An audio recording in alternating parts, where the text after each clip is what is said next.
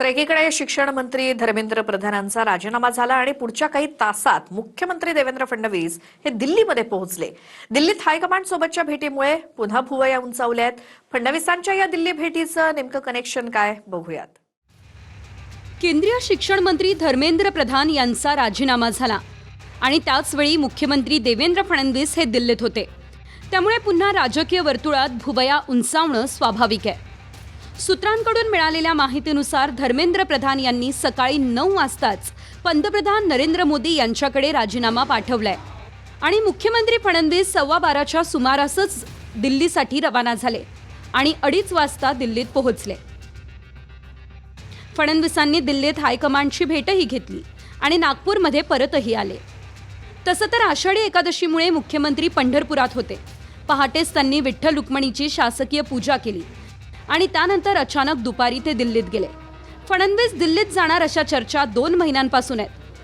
पण इकडे धर्मेंद्र प्रधान यांचा राजीनामा आणि तिकडे काही तासात फडणवीस दिल्लीत आल्यानं चर्चेला आणखी फोडणी बसली. पण दिल्लीत रवाना होण्याआधी TV9ने त्यांना दिल्लीत जाणार का यावरून प्रश्न विचारला. त्यावर समाधानी असल्याचं उत्तर मुख्यमंत्र्यांनी दिलंय.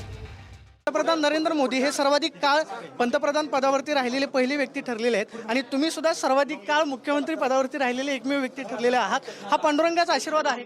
निश्चित पांडुरंगाचा आशीर्वाद आहे, पण मी अजून सर्वाधिक काळ राहिलेलो नाही. 3रा माझा क्रमांक आहे.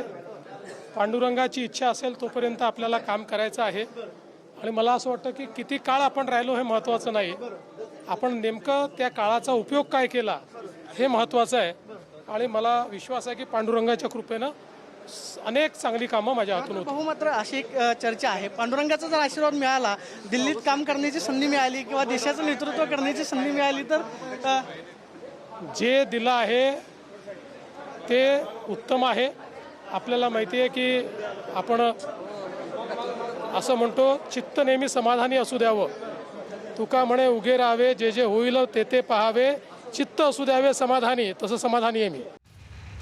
मुख्यमंत्र्यांच्या दौऱ्याच्या बाबतीत कमालीची गुप्तता पाळण्यात आलेली. दुपारी 2:30 वाजता देवेंद्र फडणवीस दिल्लीत पोहोचले.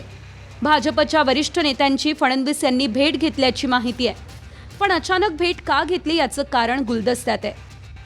देवेंद्र फडणवीसांना दिल्लीत त्यांचे पक्षश्रेष्ठी बोलवतात धर्मेंद्र प्रधानांच्या राजीनाम्यानं. तुमचा अंदाज काय? काय बघा, आता हे इतक्या वेळा गेले आहेत आजपर्यंत, बरं का. त्यांच्यामध्ये तर इतकं ती चुरस आहे की शिंदे गेले की मग ते आले परत की फडणवीस जातात, फडणवीस आले की मग शिंदे जातात. त्याच्यामुळे हे खूपदा झालेलं आहे. आत्ताच्या सिच्युएशन मध्ये हे का गेले मला असं वाटतं त्यांनी सांगितल्याशिवाय आपल्याला कळणार नाही किंवा तिकडे काय वरती निर्णय झाल्याशिवाय आपल्याला आता काही कळणार नाही. दिल्ली दौऱ्यावरून संजय राऊतांनी फडणवीस धर्मेंद्र प्रधानांच्या जागी शिक्षण मंत्री होऊ शकतात असा दावा केलाय. त्यांचा निजाम दिल्लीमध्ये बसलेला आहे, त्याच्यामुळे रजाकारांना दिल्लीत जावंच लागेल आदेश घेण्यासाठी. त्यात नवीन काय आहे? मला असं वाटत नाही की फार मोठं काय क्रांतिकारक दिल्लीत जाऊन घडणार. आता पार्लमेंट सुरू आहे, त्याच्यामुळे मंत्रिमंडळाचा विस्तार सुद्धा होताना दिसत नाहीये. कदाचित मला असंही वाटतंय की धर्मेंद्र प्रधान यांच्या जागी नवीन शिक्षण मंत्री म्हणून देवेंद्र फडणवीस यांना संधी मिळू शकते. कारण ते वकील आहेत, शिक्षित आहेत, अनेक विषय मांडत असतात. मला ही शक्यता जास्त वाटते. आदरणीय देवेंद्र फडणवीस साहेब सतत दिल्लीला जात असतात. तुम्ही जेव्हा जेव्हा ते दिल्लीला जातात, तुमच्या चॅनलवाले न्यूज बातमी टाकायला सुरू करतात. आतापर्यंत तुमची एक तरी बातमी घरी आली आहे का हो? देवेंद्र फडणवीस साहेब मुख्यमंत्री म्हणून दिल्लीला जाण्यानंतर का केंद्र आणि राज्य सरकार हे एकच विचारत आहे.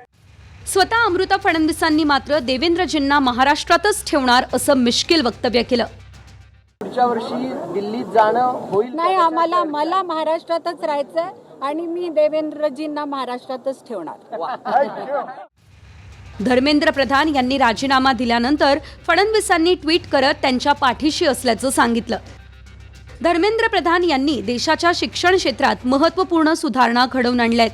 राष्ट्रीय शिक्षण धोरणाच्या अंमलबजावणीमध्ये त्यांनी महत्त्वाची भूमिका बजावली आहे आणि त्यांनी PM श्री स्कूल्स उपक्रम, परदेशात IITंचा विस्तार आणि 19 भाषांमध्ये प्रवेश परीक्षांचं आयोजन यासारख्या अनेक सुधारणा घडवून आणल्या. व्यापक जनहिताप्रती आपली वचनबद्धता दर्शवत त्यांनी आज आपला राजीनामा सादर केला.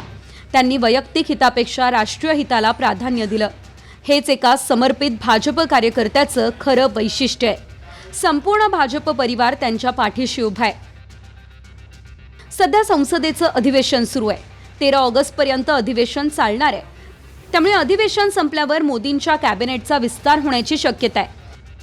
तसंच धर्मेंद्र प्रधान यांच्या जागी कुणाची वर्णी लागणार, महाराष्ट्रातही काही फेरबदल होणार का, हे येत्या काही दिवसांमध्ये दिसेल. नागपूरहून गजानन उमाटेसह प्रमोद जगताप, TV9 मराठी, दिल्ली.